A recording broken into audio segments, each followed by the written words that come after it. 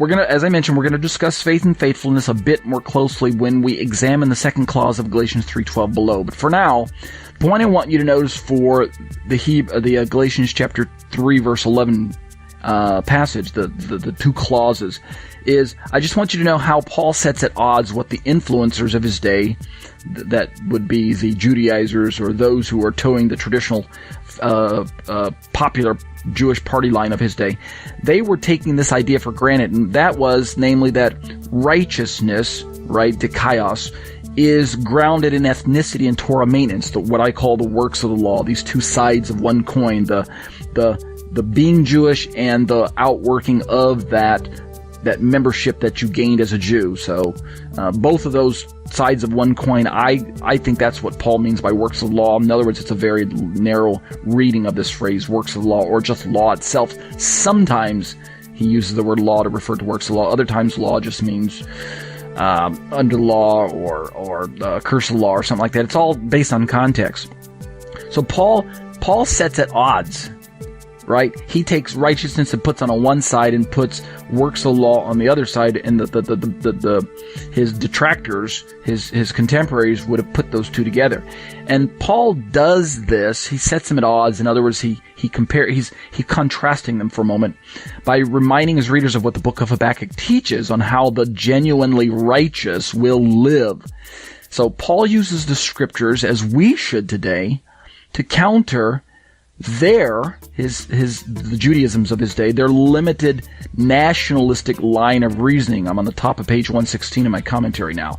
They've got this limited way of viewing righteousness, that it is limited only to those who are ethnic covenant members within Israel. They even limited it even further by saying that it's only available, essentially, this righteousness, that the kaios or the kaiosune righteousness, it's only available to those who are acting, obedient covenant members. In other words, those who are slacking off are in the danger of being cut off. In other words, the works of the law included a certain amount of commandments that you had to keep doing, and you had to kind of maintain your position. In the end, it still amounts to legalism, right? It still amounts to self-effort. It still amounts to the flesh. And in the end, it's going to be something that Paul's going to say, you can neither save yourself by your own works, nor can you maintain your salvation by your own works. And of course, Christianity has picked up on that and understands that. Let's keep reading. Works of the law, for whatever it meant in Paul's mind, works of the law was actually not abiding by all things written in the law. And that the works of the law actually attract the curse of the law.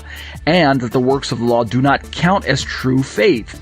So, sewing these verses together, Galatians 3:10 and Galatians 3:12, kind of sticking them together with the glue of Galatians 3:11 right here in the middle that we're focusing on.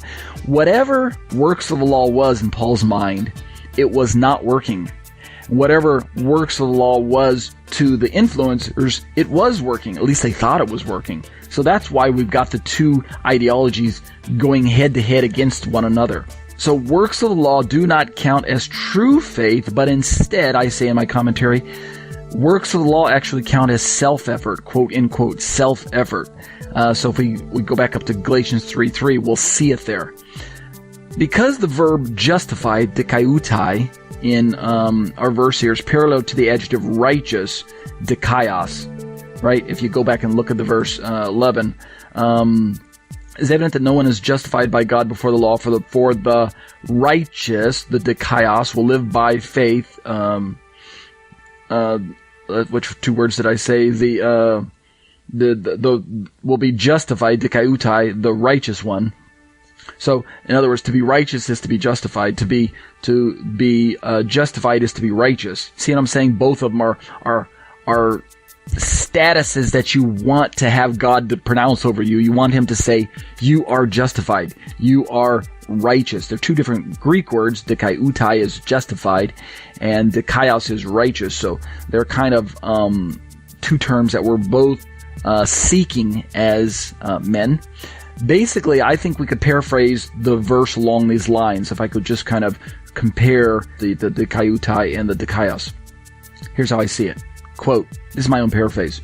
Clearly no one is declared as righteous before God by a Jewish-only law commitment, because the scriptures have already demonstrated in Abraham and continue to teach in Habakkuk that the person, or continue to teach with Habakkuk, that the person who is declared as righteous by God himself will be justified by that person's genuine faith and will live his life according to such faith.